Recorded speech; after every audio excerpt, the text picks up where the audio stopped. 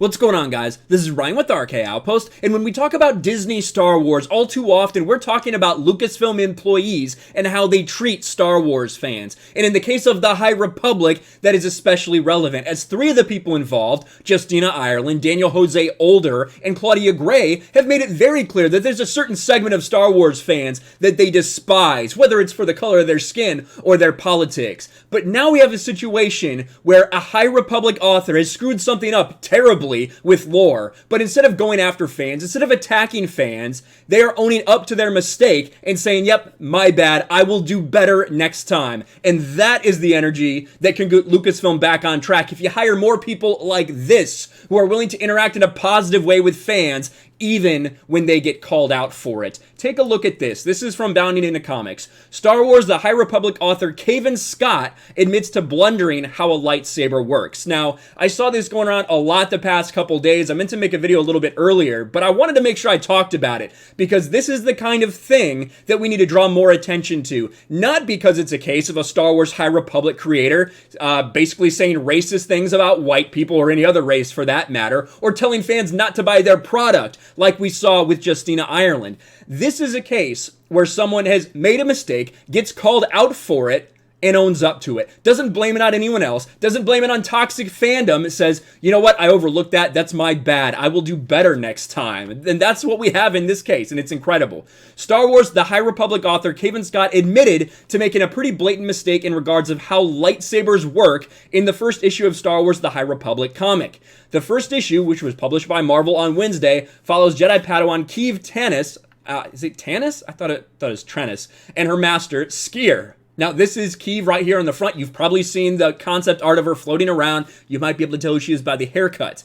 However, the two Jedi are training on the planet of Shuridan on the Republic frontier. After a quick skirmish, Skier challenges Keeve to climb the Needles and obtain a Tythonian pendant that he hung on top of one of the peaks. Now, everything seems to be fine until then she falls, right? She falls, the needle that she's on snaps, and she starts to fall, right? She grabs her lightsaber out of midair, and then this happens, right? She plunges the lightsaber into this, what appears to be a rock, I believe, like basically a rock formation, and it slows her somehow. Now, this is the thing that doesn't make any sense. Let's just zoom in here for a second. Let's zoom in, and you can see her hanging as it's come to a stop. Basically as if it was a lightsaber was a sword or something else that would actually stop. However, we all know that's not the case. A lightsaber would not do this. This isn't like a lightsaber resistant material. This isn't something like Beskar. This isn't something like Cortosis from Star Wars Expanded Universe. This isn't anything like that. This is a rock. This would not happen.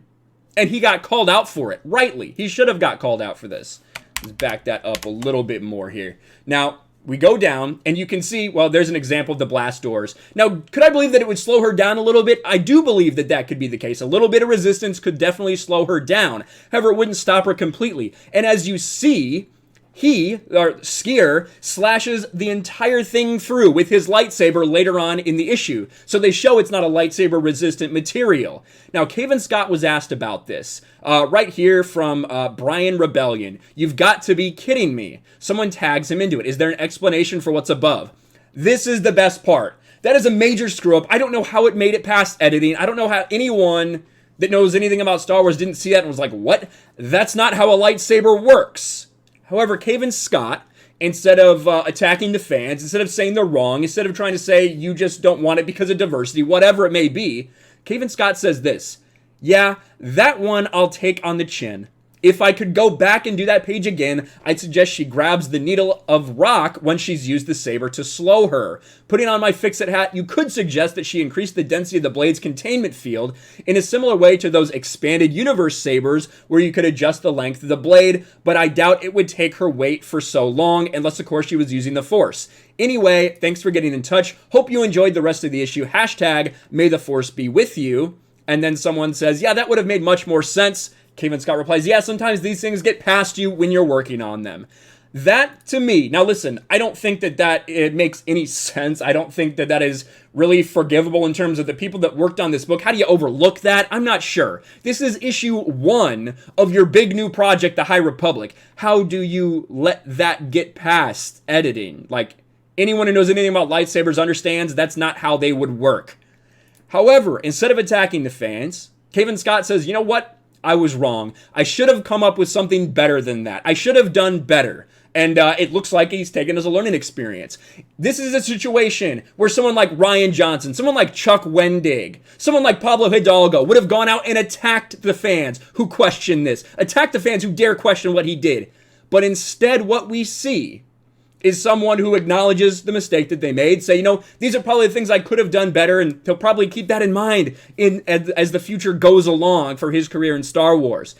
Now, I'm not a big fan of what I've read of the High Republic so far. I am working through Light of the Jedi very slowly, but this kind of thing is good. This kind of response is good. Lucasfilm needs more people like this that are working there instead of people who are going to go out and lash out at the fandom, go out and push away fans when they ask them questions. That is not what you need to do. You need to be embracing the fans, answering their questions. Like, especially, listen, if someone had come up and said like, hey, Cavan Scott, you're a fucking idiot. How the fuck did you not understand this? If someone had tweeted like that, I wouldn't expect him to respond. This dude works for Lucasfilm. Why would you respond to somebody that's coming at him like that? However, when it's someone that's just like, hey, what's the explanation here? And you say, you know what? You're right. I probably could have done that better. Good job pointing that out. I know that for next time.